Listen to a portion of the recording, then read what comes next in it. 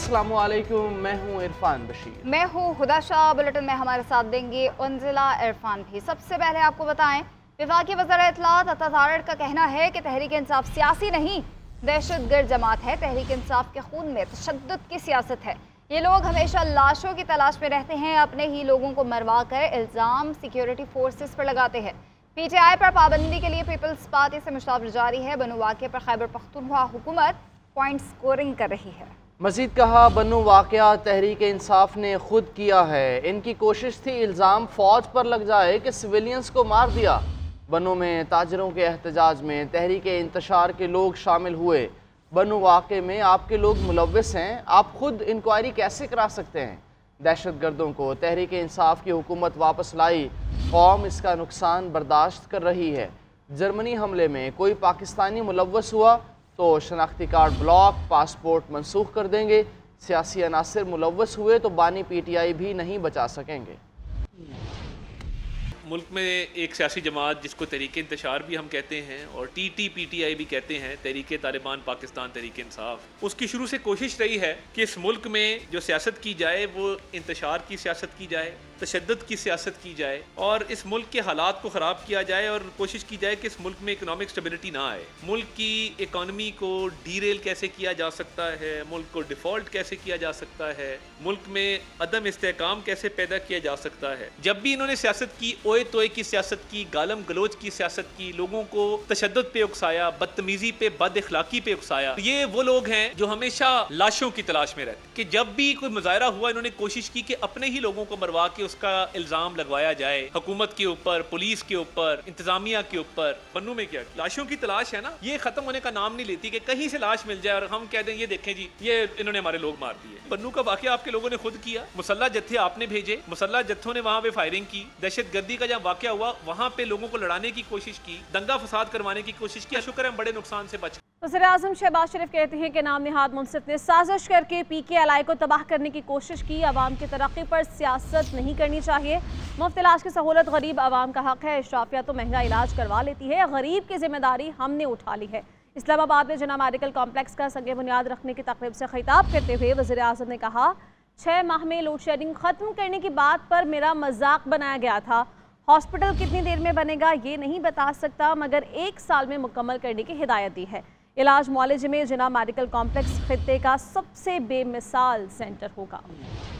ये एक दिल खराश वाक़या है तारीख का कि किस तरह एक सो कॉल्ड मुंसिफ ने एक साजिश करके PKLI को तबाह करने की भरपूर कोशिश की। PKLI के बोर्ड को किस तरह उस जमाने की हुकूमत ने तबाह किया और उसकी तबाही में उस नाम निहाद मुंसिफ ने कोई कमी नहीं की। इलाज, मुआलजे, तालीम, आम आदमी की तरक्की और खुशहाली में सियासत नहीं करनी चाहिए। जब बिजली के अंधेरे थे और 20-20 घंटे की लोड शेडिंग थी, याद करें 2009, 10, 11 का आपको याद होगा, तो जब इलेक्शन आए तो मेरे मुंह से निकल गया कि मैं 6 महीने में हम अंधेरे खत्म कर देंगे। वो मेरा बड़ा मजाक बनाया गया। मैंने जज्बात में एक इखलास के साथ बात की थी। आज मैं कोई तारीख तो आज नहीं दूंगा। अब आप अल्लाह ताला से दुआ करें कि ये 1 साल में मुकम्मल हो, इस मुल्क में अमन सुकून हो, माशी सियासी इस्तेहकाम हो, तो इंशाअल्लाह मैं पूरी कोशिश करूंगा। बाकी अल्लाह के हाथ में है। तहरीक इंसाफ का चीफ इलेक्शन कमिश्नर और 4 मेंबरान के खिलाफ रेफरेंस दायर करने का फैसला। ज़राए के मुताबिक तहरीक इंसाफ की जानिब से बैरिस्टर अली जफर कल सुप्रीम जुडिशल काउंसिल में रेफरेंस दायर करेंगे। बानी PTI ने अली जफर को रेफरेंस दायर करने की जिम्मेदारी सौंपी है। रेफरेंस में सुप्रीम जुडिशल काउंसिल से चीफ इलेक्शन कमिश्नर और 4 मेंबरान को ओहदे से हटाने का मुतालबा किया जाएगा। रेफरेंस में PTI से बल्ला छीनने, लेवल प्लेइंग फील्ड ना मिलने, आम इंतखाबात मुकर्ररा वक्त पर ना कराए जाने को जवाज़ बनाया जाएगा। गुज़श्ता रोज़ इंतहा पसंदों के गिरोह ने जर्मनी में पाकिस्तान कौंसलेट की हुदूद को पामाल किया। डिप्टी वज़ीर आज़म इसहाक़ डार का ट्वीट, कहा पाकिस्तान ने जर्मन हुकूमत से शदीद एहतजाज किया है। जर्मन हुकूमत पर जोर दिया गया है कि वो वियना कन्वेंशन के तहत अपनी जिम्मेदारियाँ पूरी करे। इसी पर बात करते हैं deputy bureau chief Islamabad Ejaz Ahmad हमारे साथ मौजूद हैं। एजाज अहमद, बताइए इस बारे जर्मन हुकूमत का भी कोई मौक़िफ़ सामने आया? जी, तर्जुमान दफ्तर खारजा की जानिब से जो बताया गया था उसमें भी यही कहा गया था, लेकिन डिप्टी वज़ीर आज़म इसहाक़ डार ने जो वज़ीर खारजा भी हैं एक ट्वीट किया और उन्होंने ये कहा कि जर्मनी हुकूमत के साथ एहतजाज रिकॉर्ड करा दिया गया है और उनसे ये कहा गया है कि वो पाकिस्तानी मिशन और डिप्लोमेटिक स्टाफ के तहफ़्फ़ुज़ के लिए वियना कन्वेंशन के तहत अपनी जिम्मेदारियाँ पूरी करे। इस हमले के जिम्मेदारों और सिक्योरिटी लैब्स में मुलविस जो सरकारी मुलाजिमीन हैं, जो एहलकार हैं, जो जिम्मेदार हुकाम हैं, उनके खिलाफ भी कार्रवाई अमल में लाई जाए।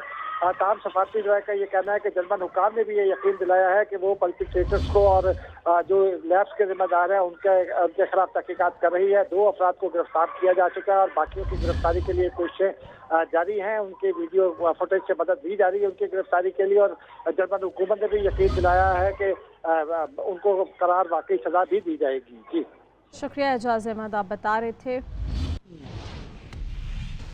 आगे बढ़ते हुए बदलते मौसम की बात करेंगे, लिए चलेंगे कराची, जहां मॉनसून का दूसरा स्पेल जारी है। शहर के मुख्तलिफ इलाकों में कहीं हल्की तो कहीं तेज़ बारिश के बाद हब्स की कैफियत ताहाल बरकरार है। सोनिया खानजादा रिपोर्ट कर रही हैं। कराची में मानसून का दूसरा स्पेल। शहर के मुख्तलिफ इलाकों में काले बादल तो बरसे लेकिन हब्स की शिद्दत कम ना हो सकी। Malir, airport, model colony, Sarabkot, university road, Safoora Chowrangi, Gulshan Iqbal, Gulistan Jauhar, Shah Faisal, Shah Faisal colony, FB area, Surjani town समेत दीगर इलाकों में बारिश के बाद जलथल एक हो गया।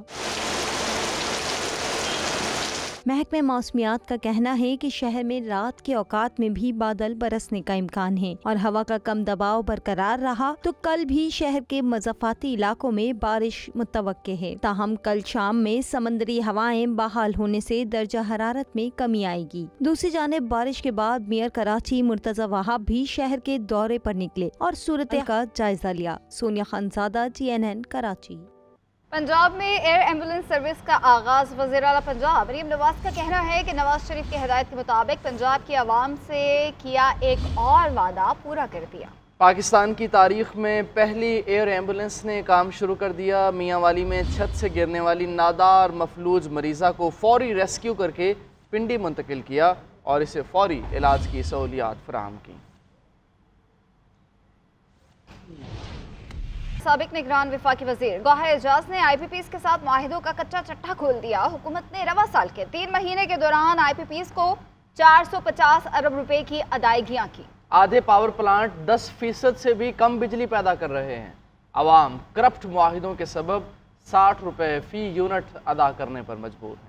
3 माह में IPPs को 450 अरब की अदायगी। आधे प्लांट 10% से कम बिजली पैदा कर रहे हैं। एक पावर प्लांट से 750 रुपए फी यूनिट बिजली खरीदी जा रही है। साबिक निगरान वजीर गौहर एजाज के होश रुबा इंकशाफात। निगरान वजीर तिजारत गौहर एजाज ने गुज़श्ता साल के दौरान फ्यूल लागत, कैपेसिटी की अदायगियों और IPPs को अदा किए जाने वाले फी यूनिट खर्च का डेटा शेयर कर दिया। कहते हैं कि वो एक यूनिट की अदायगी का देखकर दंग रह गए। साबिक निगरान वजीर ने इंकशाफ किया कि IPPs के साथ मुआहदे के बायस हुकूमत एक पावर प्लांट से 1 यूनिट बिजली 750 रुपए के हिसाब से खरीद रही है। कोयले के पावर प्लांट से औसतन 200 रुपए फी यूनिट खरीदा जा रहा है। गौहर एजाज की तहकीकात के मुताबिक तमाम पावर प्लांट्स 20% से कम कैपेसिटी पर चल रहे हैं। एक ऐसे पावर प्लांट को 150 अरब रुपए अदा किए जा रहे हैं जिसका लोड फैक्टर 15% से कम है। हुकूमत 15% लोड फैक्टर वाले एक प्लांट को 140 रुपए फी यूनिट अदा कर रही है। ऐसे ही एक पावर प्लांट को 120 अरब रुपए अदा किए जा रहे हैं जो 17% लोड फैक्टर पर चल रहा है। गौहर एजाज ने महंगी बिजली से छुटकारा पाने का हल तजवीज करते हुए कहा है कि IPPs को कोई कैपेसिटी अदा न की जाए, सिर्फ सस्ती बिजली फराहम करने वालों से ही बिजली खरीदी जाए। उन बदउनवान मुआहिदों के खिलाफ एहतजाज किया जाए जो सिर्फ 40 खानदानों को फायदा पहुँचा रहे हैं।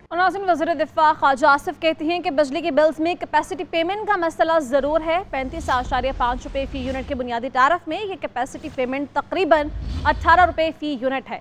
अपने एक्स पैगाम में उन्होंने कहा कि मुआशी तरक्की और दीगर अवामिल के जरिए बिजली का ज़्यादा से ज़्यादा इस्तेमाल इसकी फ़ी यूनिट कीमत में कमी ला सकता है। सारिफ को बुनियादी टैरिफ के ऊपर तकरीबन 8 रुपए फ़ी यूनिट के टैक्सेस में भी अदा करने पड़ते हैं जिसकी बुनियादी वजह टैक्स चोरी है। अगर टैक्स चोरी बंद हो जाए और FBR को टैक्स की अदायगी शुरू हो जाए तो बिजली के बिल से टैक्सेस का इजाफी बोझ ख़त्म किया जा सकता है। मारूफ राइटर खलीलुर रहमान कमर भी हनी ट्रैप का शिकार हो गए। आमना उरूज नामी खातून ने खलीलुर रहमान कमर को घर बुलाकर साथियों के हमरा तशद्दुद का निशाना बनाया और लूट लिया। ऑर्गेनाइज्ड क्राइम यूनिट ने खातून समेत 4 मुलजिम गिरफ्तार कर लिए। वाक़े से मुताल्लिक तफ्तीश शुरू कर दी गई। अदनान भट्टी रिपोर्ट कर रहे हैं। ड्रामा निगार और मारूफ writer Khalilur Rehman honey trap का शिकार। आमना अरूज नामी खातून ने ड्रामा बनाने का झांसा देकर खलीलुर रहमान को अपने घर बुलाया। खलीलुर रहमान कमरे में बैठे ही थे कि 7 से 8 मुसल्लह अफराद दाखिल हुए। खलीलुर रहमान की आंखों पर पट्टी बांधी और तशद्दुद का निशाना बनाया। मुल्ज़िमान ने खलीलुर रहमान को गाड़ी में बिठाया और 1 करोड़ रुपए तावान का मुतालबा किया। गन पॉइंट पर उनसे ATM कार्ड के जरिए 2,67,000 रुपए निकलवाए। नकदी, पर्स, मोबाइल और कीमती घड़ी भी छीन ली। FIR के मुताबिक खलीलुर रहमान को कहा गया कि तुम्हें मारने का हुक्म है, कलमा पढ़ लो। एक फायर पांव के करीब मारा गया। ऑर्गेनाइज क्राइम यूनिट ने IG पंजाब के हुक्म पर हनी ट्रैप करने वाली खातून समेत 4 मुल्ज़िमान को पकड़ लिया, जबकि इस्तेमाल की गई गाड़ी भी बरामद कर ली गई। पुलिस राय के मुताबिक वाक़े से मुताल्लिक मजीद छानबीन की जा रही है। अदनान भट्टी, GNN लाहौर। बराह रास्त पेशावर लिए चलेंगे। अमीर जमात इस्लामी हाफिज नईमुर रहमान प्रेस कॉन्फ्रेंस कर रहे हैं। पाकिस्तान के इदारे की वक़्त भी तबाह कर दी है और ये इतनी दूरियां पैदा हो गई हैं कि इसको मैनेज करना मुश्किल हो रहा है। अब एक रास्ता तो ये होता है कि लोग फौज, पाक फौज जिंदाबाद का नारा लगाकर वो बात कहना शुरू करें जो उन्हें रटाई जाती है और उसके नतीजे में पाकिस्तान के हालात दुरुस्त ना हो। और दूसरा एक और रास्ता होता है कि बाज लोग आपको पाक फौज के खिलाफ बहुत जबरदस्त किस्म की तकरीर करते नजर आएंगे। पता चला उनमें से बहुत सारे खुद उन्हीं के लोग होते हैं। इसलिए हर चीज ग्रे में चली गई है। पता ही नहीं चल रहा कि कौन किसके साथ खड़ा हुआ है, कौन किसकी बात कर रहा है। नुकसान पाकिस्तान का हो रहा है, नुकसान अवाम का हो रहा है, नुकसान फौज का हो रहा है, नुकसान कौम का हो रहा है। अब ये हमारा पूरा खैबर पख्तूनख्वा कबाइल समेत ये 1400 किलोमीटर तकरीबन बॉर्डर लगता है हमारा, और ये बॉर्डर हमारा महफूज बॉर्डर था।